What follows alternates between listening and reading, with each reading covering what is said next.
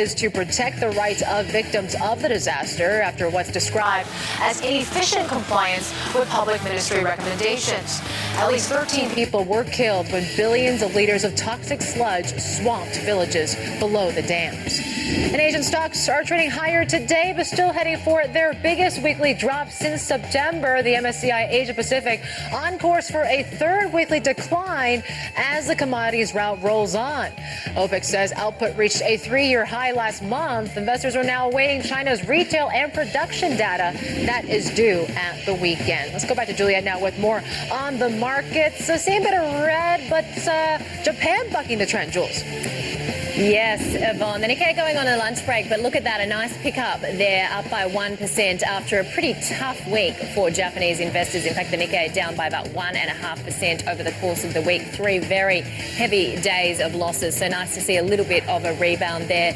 Elsewhere, though, quite a lot of selling coming through in the market. We had seen the regional index in the black, but now down to the tune of around 0.25%, certainly being weighed down by losses coming through in China. Korea has also turned negative. The Kospi down 1/3%. You can see quite heavy selling coming through in Taiwan as well. The TAIEX down 0.6%, as is the Hang Seng in Hong Kong. Jakarta had a holiday yesterday, coming back online and joining in the downbeat tone that we have seen so far this week, off by 0.5%. Bright spot over there in New Zealand. Australia's share market is a little bit flat at the moment. Really what we are seeing is some good gains coming through from those defensive healthcare stocks. Of course, the US dollar continuing, or starting to rally, I should say, ahead of the Fed meeting next week. So healthcare stocks looking quite good. A little bit of a comeback in some of those mining players. But look, you can still see the oil and gas sector being sold off, down by around 0.2% as that crude price continues to tumble. I'll just show you a couple of the movers that we are watching in the region. Singapore Post under pressure, looking for a new CEO.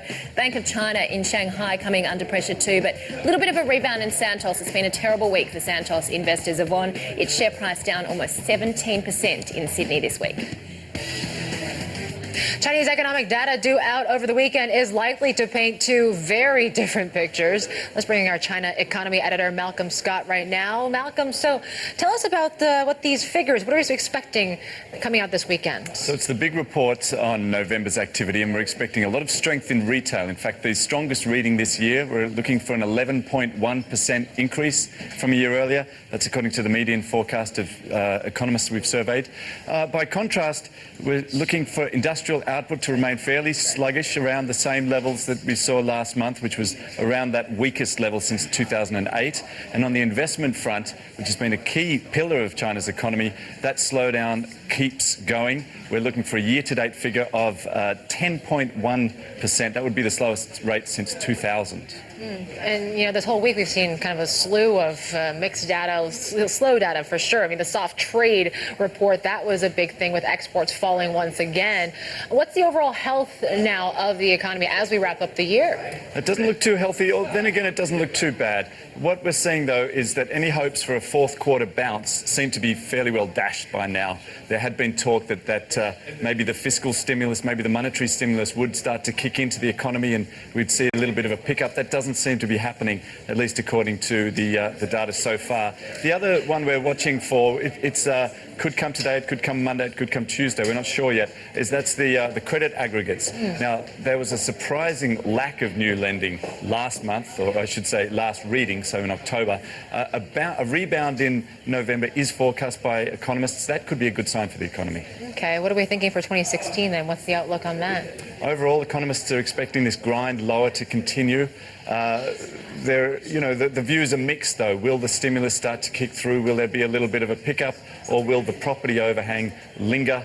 And will that remain into next year as a big drag on the economy? So it remains to be seen. But probably no hard landing, as some were fearful Well, of, few are expecting that. Yeah. Few are expecting that. There's still plenty of firepower. The PBOC has firepower. The government, of course, has plenty of room to spend if they want to. So there should be plenty of policy options if growth really does start to taper off. All right, Malcolm Scott, thank you so much. Well, China is hoping increased foreign investment may offset a currency that fell to a 4-year low this week. But are investors losing interest in buying Chinese bonds? Let's bring in one expert right now, Bloomberg News Asia Emerging Markets Currency Editor Robin Ganguly. So, Robin, what is going on here? You know, we see the yuan winning reserve status, but China's debt appears to be losing its appeal. It's not quite going according to plan, is it? So the yuan used to be Asia's hottest currency trade about 5 to 6 months ago. But now we've seen it closing at 4-year lows over the past few days. Also, the yield advantage of China's Chinese bonds are at a 4 or 5 year low over U.S. Treasuries. So, and that is fast eroding the appeal of Chinese debt. And then we have the FOMC next week. So if the U.S. raises interest rates, that'll probably accelerate capital outflows from Asia. And we already have seen the yuan decline a fair bit since that IMF decision. Is this a signal of some policy change here? I'm not quite sure that that's exactly what's happening. The yuan is again down today. It's, if I'm not wrong, it's declined in 8 of the 9 days since we've had the IMF decision. The feeling is that the PBOC, after months of propping up the currency, is finally, trying to release some pent-up depreciation pressure before Fed raises rates. So there's no kind of a run on the yuan next week. So-called stress test, I guess. Yeah. So are they going to give in then? Is the PBOC going to give in to this devaluation pressure? See, one must understand that Li Keqiang, Prime Minister Li Keqiang, has little option but to allow the yuan to depreciate. Exports are down, FX reserves have been declining, the economy is slowing, and we had Xi Jinping announce a target of 6.5% economic growth over the next 5 years. Now, to do that, Li Keqiang has little option but to allow a depreciation. That said, I think devaluation is a pretty strong word. I'd prefer to say that he allows some depreciation, a decline. A soft weakening, maybe. Yeah. Robin Ganguly, thank you so much for joining us. Thanks so much. We'll check in on some other stories we're following for you right now. 3 Chinese nationals have been arrested in the U.S., accused of plotting to steal chips from the military. Federal prosecutors say they were caught while trying to take delivery of chips from an undercover agent in Milford, Connecticut. One of the accused and a Chinese company called HK Potential were investigated 3 years ago for trafficking in fake semiconductors. The 3 face up to 20 years in prison. Singapore Post is on the lookout for a new CEO and says it's open to both internal and external candidates. Wolfgang Baer joined the company in early 2011 to oversee development of its international wing, but has resigned to pursue what are called new endeavors. His deputy has stepped up, and Sing Post's chairman will become more involved in management during that transition. Nomura is seeking to recruit up to 20 investment bankers in the U.S., addressing concerns it's falling behind on M&A deals in the country. The brokerage plans to start covering the region's technology industry to build up a more extensive client base. Nomura's CEO has said he hopes to double investment banking revenue in the Americas over the next few years. Well, Japanese Prime Minister Shinzo Abe is expected to sign deals on defense and high-speed rail during a 3-day visit to India. Bloomberg News South Asia government reporter Natalie Obiko-Pearson joining us now via Skype from New Delhi. Natalie, really great to see you. So Abe really hoping to cash in on this personal friendship with Modi.